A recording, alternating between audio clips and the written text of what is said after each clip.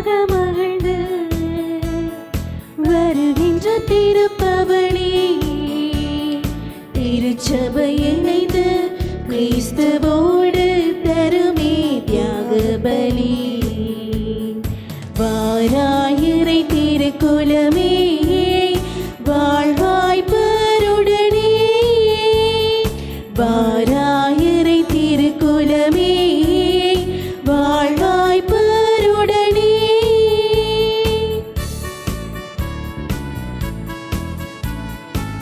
தந்தை மகன் தூயாவியாரின் பேராலே ஆமென். நம் ஆண்டவராகிய இயேசு கிறிஸ்துவின் அருளும் கடவுளின் அன்பும் தூயாவியானவரின் நட்புறவும் உங்கள் அனைவரோடும் இருப்பதாக. உம்மான்மாவோடும் இருப்பதாக. இன்றைய திருப்பலியை இறந்து போன துரைராஜுடைய ஆன்ம இளைப்பாற்றிக்காக ஜெபிப்போம். சகோதர சகோதரிகளே, தூய மல்லை கொண்டாட நாம் தகுதி பெறும் பொருட்டு நம் பாவங்களை ஏற்றுக்கொள்வோம். எல்லாம் வல்ல இறைவனிடமும் சகோதர சகோதரிகளே, உங்களிடமும் நான் பாவியென ஏற்றுக்கொள்கின்றேன். ஏனெனில் என் சிந்தனையாலும் சொல்லாலும் செயலாலும் கடமையில் தவறியதாலும் பாவங்கள் பல செய்தேன். என் பாவமே, என் பாவமே, என் பெரும் பாவமே.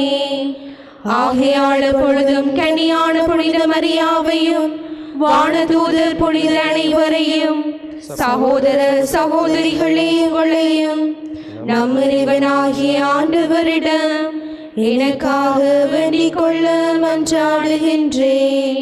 எல்லாம் வல்ல இறைவன் நம்மை இரக்கம் வைத்து நம் பாவங்களை மன்னித்து நம்மை நிலை வாழ்வுக்கு அழைத்துச் செல்வாராக. ஆண்டவரே இரக்கமாயிரும். ஆண்டவரே இரக்கமாயிரும். கிறிஸ்துவே இரக்கமாயிரும். கிறிஸ்துவே இரக்கமாயிரும். ஆண்டவரே இரக்கமாயிரும். ஆண்டவரே இரக்கமாயிரும். மன்றாடுவோமாக. ஆண்டவரே, உமது அருளென்றும் எங்கள் முன் செல்லவும் எங்களை தொடர்ந்து வரவும் உம்மை வேண்டுகின்றோம். அதனால் நாங்கள் நற்செயல் புரிவதென்றும் கருத்தாயிருக்கச் செய்வீராக. உம்மோடு தூயாவின் ஒன்றிப்பில் இறைவனாய் என்றென்றும் வாழ்ந்து ஆட்சி செய்கின்ற அதே கிறிஸ்து வழியாக உம்மை மன்றாடுகின்றோம். திருத்தூதர் பவுல் உரோமேருக்கு எழுதிய திருமுகத்திலிருந்து வாசகம்.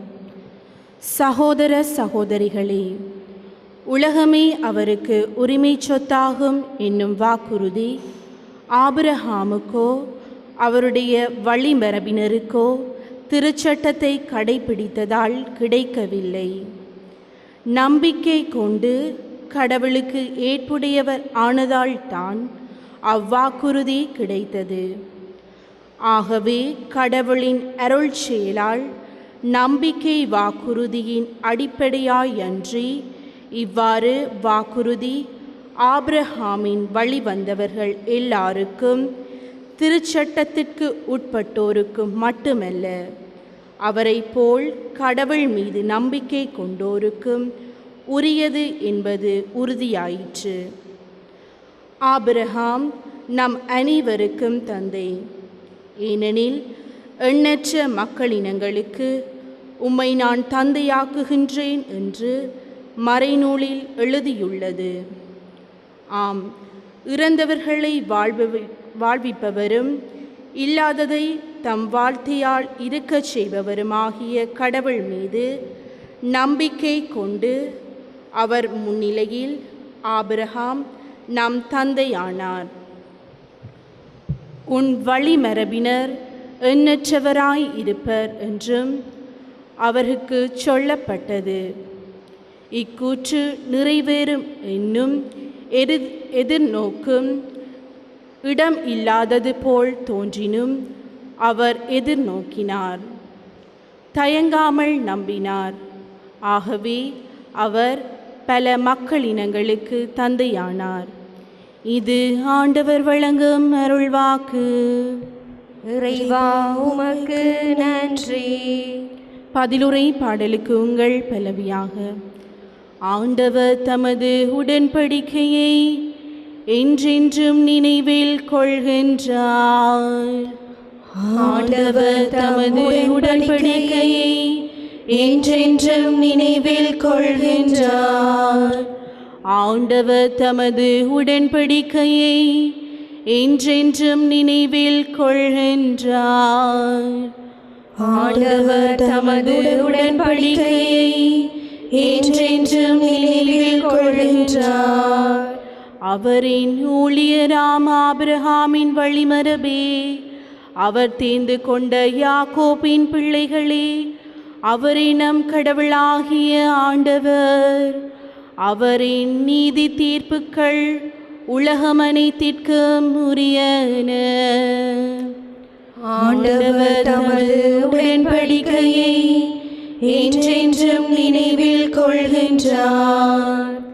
அவர் தமது உடன்படிக்கையை என்றென்றும் நினைவில் கொள்கின்றார். 1000 தலைமுறைக்கென தாம் அளித்த வாக்குறுதியை நினைவு கூர்கின்றார். ஆபிரகாமுடன் தாம் செய்து கொண்ட உடன்படிக்கையையும் ஈசாக்குக்கு தாம் ஆணையிட்டு கூறியதையும் அவர் நினைவில் கொண்டுள்ளார். ஆண்டவர் தமது உடன்படிக்கையை என்றென்றும் நினைவில் கொள்கின்றார். ஏனெனில் தம் அடியார் ஆபிரகாமுக்கு அளித்த தமது தூய வாக்குறுதியை அவர் நினைவு கூர்ந்தார். அவர் தம் மக்களை மகிழ்ச்சியோடு வெளிக்கொணர்ந்தார். அவர் தம் தெரிந்தெடுத்தவர்களை ஆரவாரத்தோடு கூட்டிச் சென்றார். ஆண்டவர் தமது உடன்படிக்கையை என்றென்றும் நினைவில் கொள்கின்றார். நெச்செய்திக்கு முன்வாழ்த்தொழி.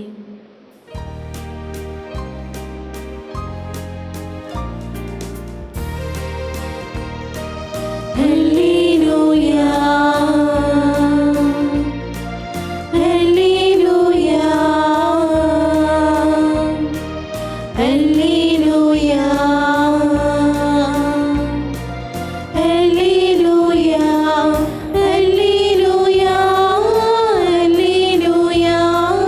Alleluia, Alleluia, Alleluia, Alleluia, Alleluia, Alleluia, Alleluia. உண்மையை வெளிப்படுத்தும் தூய ஆவியார் வரும்போது என்னை பற்றி சான்று பகவர், நீங்களும் சான்று பகர்வீர்கள். Alleluia, Alleluia, Alleluia, Alleluia, Alleluia, Alleluia, Alleluia, Alleluia, Alleluia, Alleluia, Alleluia. ஆண்டவர் உங்களோடு இருப்பாராக. உம் ஆன்மாவோடும் இருப்பாராக. தூய லூக்கா எழுதிய நற்செய்தியிலிருந்து வாசகம். ஆண்டவரே மாட்சி உமக்கே. அக்காலத்தில் இயேசு தம் சீடர்களுக்கு கூறியது, நான் உங்களுக்கு சொல்கிறேன், மக்கள் முன்னிலையில் என்னை ஏற்றுக்கொள்பவரை மானிட மகனும் கடவுளின் தூதர் முன்னிலையில் ஏற்றுக்கொள்வார். மக்கள் முன்னிலையில் என்னை மறுதளிப்பவர் கடவுளின் தூதர் முன்னிலையிலும் மறுதளிக்கப்படுவார். மானிட மகனுக்கு எதிராய் ஏதாவது ஒரு வார்த்தை சொல்லிவிட்டவரும் மன்னிக்கப்படுவார். ஆனால் தூய ஆவியாரை பழித்துரைப்பவர் மன்னிக்கப்பட மாட்டார். தொழுகை கூடங்களுக்கும் ஆட்சியாளர் அதிகாரிகள் முன்னும் உங்களை கூட்டிக் கொண்டு போகும்போது எப்படி பதில் அளிப்பது, என்ன பேசுவென நீங்கள் கவலைப்பட வேண்டாம். ஏனெனில் நீங்கள் பேச வேண்டியவற்றை தூய ஆவியார் அந்நேரத்தில் உங்களுக்கு கற்றுத்தருவார். இது கிறிஸ்து வழங்கும் நற்செய்தி. கிறிஸ்துவே உம்மை புகழுகின்றோம். இந்தோனேசியாவிலே மெய்லோபா என்கின்ற ஒரு சிறிய ஊர் இருக்கின்றது. அங்கே கிறிஸ்தவர்கள் 400க்கும் குறைவான எண்ணிக்கையோடு வாழ்ந்து வந்தார்கள். 2004ஆம் ஆண்டு இவர்கள் டிசம்பர் 25ஆம் தேதி கிறிஸ்து பிறப்பு விழாவை கொண்டாட ஆயத்தம் செய்த பொழுது பெரும்பான்மையவர்கள் சொன்னார்கள், நீங்கள் அவ்வாறு கிறிஸ்து பிறப்பு விழாவை கொண்டாட வேண்டுமென்றால் ஊருக்குள் கொண்டாட முடியாது, ஊருக்கு வெளியே ஒதுக்குப்புறத்தில் தான் கொண்டாட வேண்டுமென்று. சரி, கடவுளுடைய பிறப்பு விழாவில் தானே நாங்கள் ஊருக்கு வெளியே கொண்டாடுவோம் என்று சொல்லி ஒரு மலை உச்சிக்கு சென்று அங்கே இந்த மக்கள் கிறிஸ்து பிறப்பு விழாவை கொண்டாடினார்கள். கொண்டாடி மறுநாள் அவர்கள் அந்த மலையிலே தங்கிவிட்டார்கள். அந்த தருணத்தில் இந்தோனேசியாவிலே சுனாமி வந்தது. அனைத்து மக்களையும், அந்த பெரும்பான்மை இனத்தைச் சேர்ந்த அனைத்து மக்களையும் அழித்தது. இவர்கள் காப்பாற்றப்பட்டார்கள். இந்த நற்செய்தியிலே பார்க்கின்றோம், என்னை ஏற்றுக்கொள்பவர் கடவுளின் தூதர் முன்னிலையிலும் ஏற்றுக்கொள்வார் என்றும், என்னை மறுதலிப்போர் கடவுளின் தூதர் முன்னிலையிலும் மறுதலிக்கப்படுவார் என்றும் சொல்லப்படுகின்றது. நாங்கள் கிறிஸ்தவம் தோன்றிய வரலாற்றிலிருந்து பார்க்கின்ற பொழுது கிறிஸ்தவர்களுக்கு பல துன்பங்களும் வேதனைகளும் வந்தன. சில தடவைகளில் கிறிஸ்தவர்கள் விலங்குகள் மத்தியில் போடப்பட்டார்கள். சிலர் கொதிக்கின்ற எண்ணெய் சட்டிக்குள் போடப்பட்டார்கள். இவ்வாறான துன்பங்களை அனுபவித்தாலும் கிறிஸ்தவம் வளர்வதில் ஒரு பொழுதும் குறைபடவில்லை. அது வளர்ச்சி அடைந்து கொண்டே சென்றது. எனவே தூய ஆவியானவர் துணையாக இருந்து இந்த கிறிஸ்தவத்தை வளர்த்து வருகின்றார் என்றும், பெரும்பாலான தடைகளை அவர் அகற்றுகின்றார் என்றும் பார்க்கக்கூடியதாக இருக்கின்றது.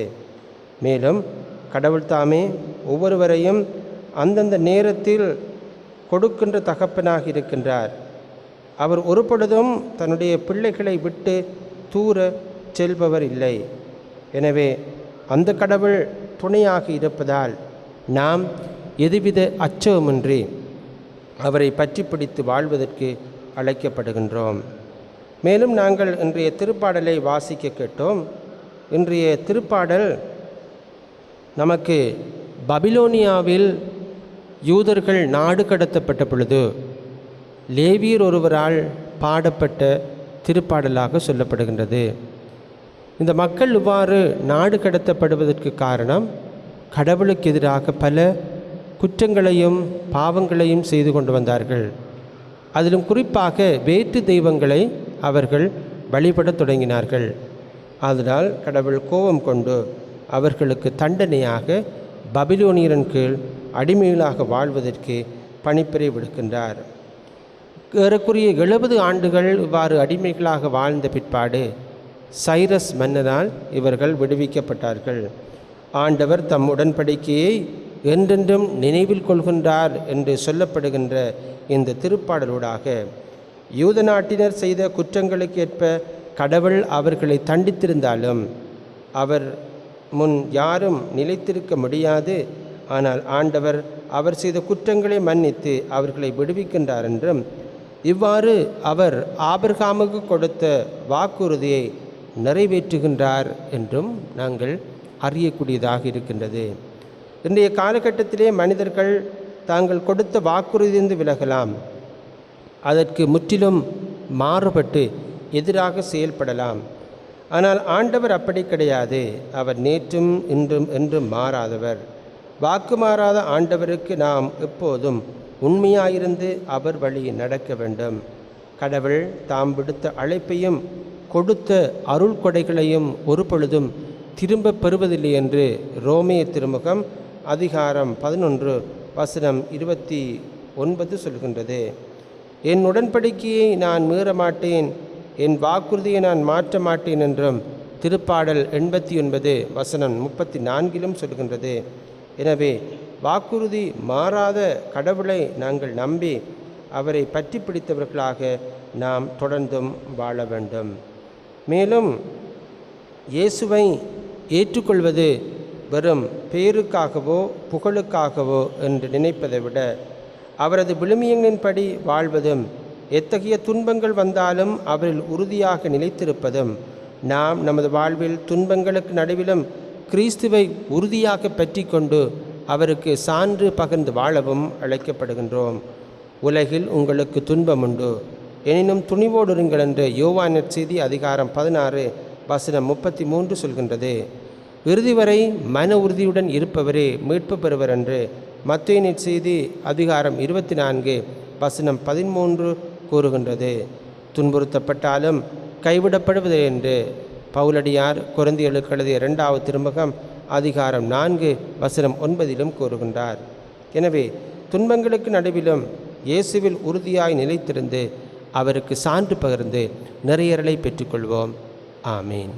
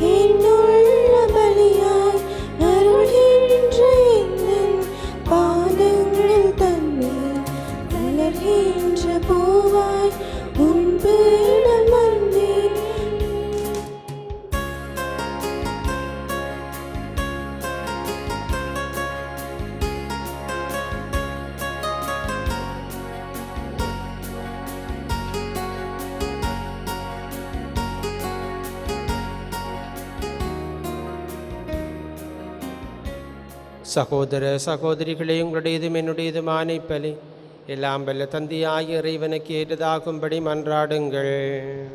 ஆண்டவர் தமது பேரின் புகழ்ச்சிக்காகவும் ஆட்சிக்காகவும் நமது நன்மைக்காகவும் புனித திருஅவையின் நடத்தினங்களுக்காகவும் உமது கையிலிருந்து இப்பலியை ஏற்றுக்கொள்வாராக. ஆண்டவரே, நாங்கள் ஒப்புக் கொடுக்கும் இப்பலியின் காணிக்கைகளோடு நம்பிக்கையாளரின் வேண்டல்களையும் ஏற்றருளும். இவ்வாறு இறைப்பற்றோடு நாங்கள் ஆற்றும் இப்பணியால் விண்ணகம் ஆட்சிக்கு கடந்து செல்வோமாக. எங்கள் ஆண்டவராகிய கிறிஸ்து வழியாக உம்மை மன்றாடுகின்றோம். ஆண்டவர் உங்களோடு இருப்பாராக. ஆன்மாவோடும் இருப்பாராக. இது எங்களை மேலே எழுப்புங்கள். ஆண்டவரிடம் எழுப்பியுள்ளோம். ஆண்டவருக்கு நன்றி கூறுவோம். அது தகுதியும் நீதியுமானதே. ஆண்டவரே, தூயவரான தந்தை என்றும் உள்ள எல்லாம் வல்ல இறைவா, என்னாலும் அவ்விடத்திலும் நாங்கள் உமக்கு நன்றி செலுத்துவது மெய்யாகவே தகுதியும் நீதியுமாகும், எங்கள் கடமையும் மீட்புக்குரிய செயலுமாகும். உம்முடைய அன்பு திருமகன் வழியாக நீர் மனிதனங்களை படைத்தது போல மிகுந்த கனிவிரக்கத்தால் அவற்றை புதுப்பிக்கவும் திருவிழமானீர். ஆகவே படைப்புகள் அனைத்து உமக்கு பணிபுரிகின்றன. மீட்படைந்தோர் அனைவரும் உம்மை ஏற்றுவாறு புகழ்கின்றனர். உம்முடைய புனிதர்களும் ஒரு இதயத்தூராய் உம்மை போற்றுகின்றனர். எனவே வானுதரையுடன் சேர்ந்து நாங்கள் உம்மை கொண்டாடி மகளுடன் எப்பொழுதும் அறிக்கையிட்டு சொல்வதாவது: தூயவர் தூயவர் தூயவர், வான்படைகளின் கடவுளாம் ஆண்டவர். விண்ணகமும் மண்ணகமும் உமது மாட்சியால் நிறைந்துள்ளன. உன்னதங்களிலே ஓசன்னா. ஆண்டவர் பேரால் வருகின்றவர், ஆசி பெற்றவர். உன்னதங்களிலே ஓசன்னா. ஆண்டவரே, நீர்மையாகவே தூயவர், தூய்மை அனைத்திற்கும் ஊற்று. ஆகிய நம்முடைய ஆவியை பொழிந்தை காணிக்கைகளை தூய்மைப்படுத்தமை வேண்டுகின்றோம். இவ்வாறு எங்கள் ஆண்டவர் இயேசு கிறிஸ்துவின் உடலும் இரத்தமுமாக எங்களுக்கு இவை மாறுவனவாக.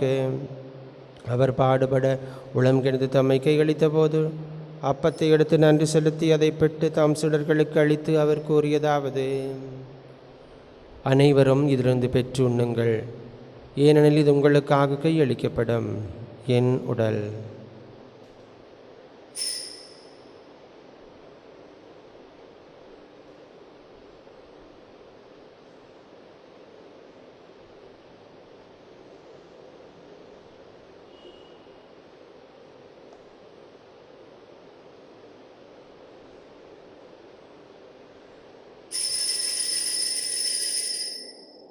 அவ்வண்ணமே உணவருந்திய பின் கிண்ணத்தையும் எடுத்து மீண்டும் நன்றி செலுத்தி தம் சீடர்களுக்கு அளித்து அவர் கூறியதாவது: அனைவரும் இதிலிருந்து பெற்று பருகுங்கள்.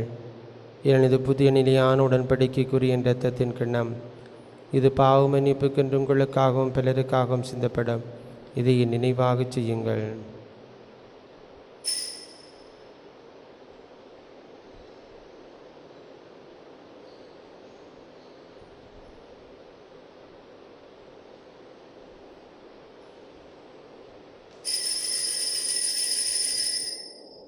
நம்பிக்கையின் மறைபொருள். ஆண்டவரே, நீர் வருமளவும் உமது இறப்பினை அறிக்கையிடுகின்றோம், உமது உயிர்ப்பினையும் எடுத்துரைக்கின்றோம். ஆகவே ஆண்டவரே, நாங்கள் கிறிஸ்துவின் இறப்பினை உயிர்ப்பினை நினைவு கூர்ந்து வாழ்வு திருமப்பத்தையும் மீட்பளிக்கும் கிண்ணத்தை எமக்கு ஒப்புக் கொடுக்கின்றோம். திருமன்ற மக்கள் எம்புரை தாந்தனங்களை ஏற்றுக்கொண்டீர். எனவே எமக்கு நன்றி செலுத்துகின்றோம். மேலும் கிறிஸ்துவின் உடலின் இரத்தத்திலும் பங்குள்ளும் எங்களை தூய ஆவி ஒன்று சேர்க்க வேண்டுமென உம்மை தாழ்மையுடன் மன்றாடுகின்றோம். ஆண்டவரை, உலகெங்கும் பரவியிருக்கும் திரு அவை நினைவு கூர்ந்தருளும். எங்கள் திருத்தந்தை பிரான்சிஸ், எங்களாய ஜோசப் பொன்னையா, எல்லா திருநாயக அனைவரோடும் உமது திரு அவை அன்பில் நிறைய பெறச் செய்தருளும். தந்தையை நீர் விளைந்துடன் அழைத்து கொண்டு துறை ராஜ்யம் அடியாரை நினைவு கூர்ந்தருளும். திருமகனோடு அவரது இறப்பில் இணைக்கப்பட்டிருந்தவர் உயிர்ப்பிலும் அவரை படுக்கச் செய்தருளும். மேலும் உயிர்த்தலும் எதிர்நோக்குடன் துயில் கொள்ளும் எங்கள் சகோதர சகோதரிகளையும் இறந்தோர் அனைவரையும் இரக்கத்தினை போந்து ஒளிமிக்கவும் திருமணம் ஏற்றுக்கொள்ளும். எங்கள் அனைவர் மீதும் இரக்கமாயிரும். கடவுளின் கன்னித்தாயான புனித மரியா, அவருடைய கணவரான புனித ஜோசப், புனித திருத்துவர்கள், இவ்வுலகிலும் முக்குந்தரை வாழ்ந்த புனித அனைவருடனும் நாங்கள் நிறைவாழ் பங்குளும் தகுதி பெற்று திருமகன் இயேசு கிறிஸ்து வழியாக உம்மை போழ்ந்தேத்தும் வரமரல உம்மை மன்றாடுகின்றோம். இவர் வழியாக இவரோடு இவரில் எல்லாம் வல்ல இறைவனாகிய தந்தையே, தூய ஆவியின் ஒன்றிப்பில் எல்லா புகழும் ஆட்சியும் என்றென்றும் உமக்கு உரியதே.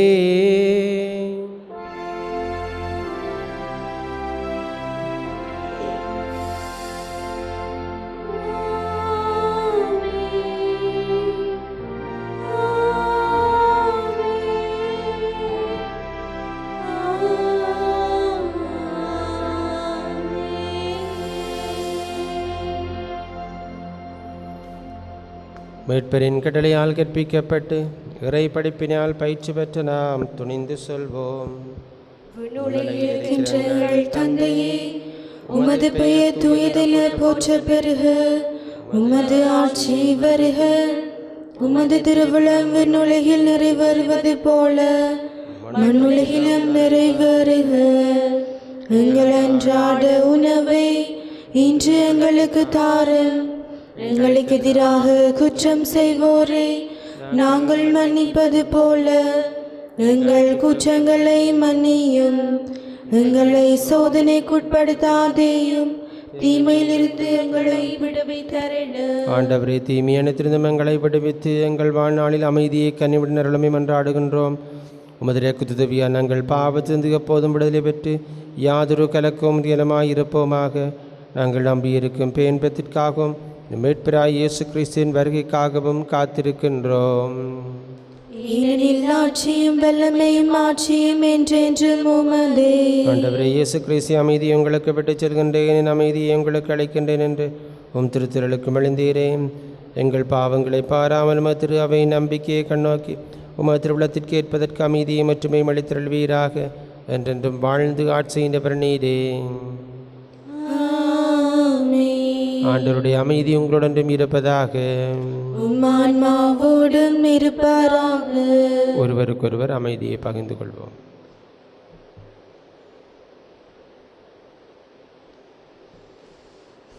உலகின் பாவங்களை போக்கும் இறைவனின் செம்மறியே, எங்கள் மேல் இரக்கமாயிரும்.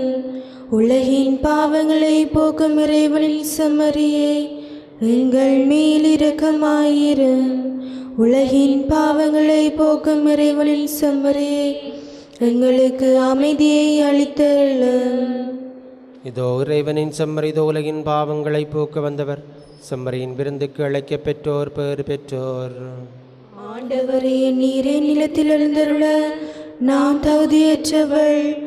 ஆனாலும் ஒரு வார்த்தை மட்டும் சொல்லியருளும், எனது ஆன்மா நலமடையும்.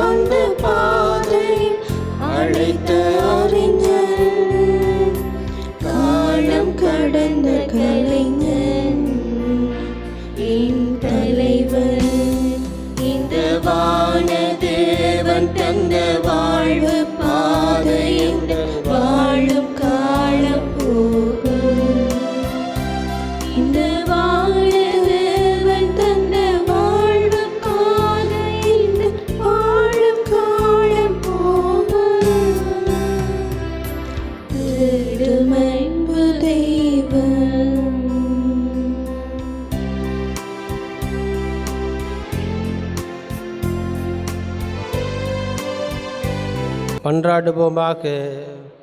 ஆண்டவரே, மாண்புக்குரியமை பணிவுடன் வேண்டுகின்றோம். அதனால் புனிதம் மிக்குடலாலும் இரத்தத்தாலும் எங்களுக்கு உணவளிப்பது போல எங்களை அவரது இறையியல்பிலும் பங்கு பெறச் செய்வீராக. எங்கள் ஆண்டவராகிய கிறிஸ்து வழியாக உம்மை மன்றாடுகின்றோம். ஆண்டவர் உங்களோடு இருப்பாராக. எல்லாம் வல்ல இறைவன் தந்தை, மகன், தூயாவியார் உங்கள் அனைவரையும் ஆஸ்வதிப்பாராக. ஆமென். சென்று வாருங்கள், திருப்பலி முடிந்தது. இறைவனுக்கு நன்றி.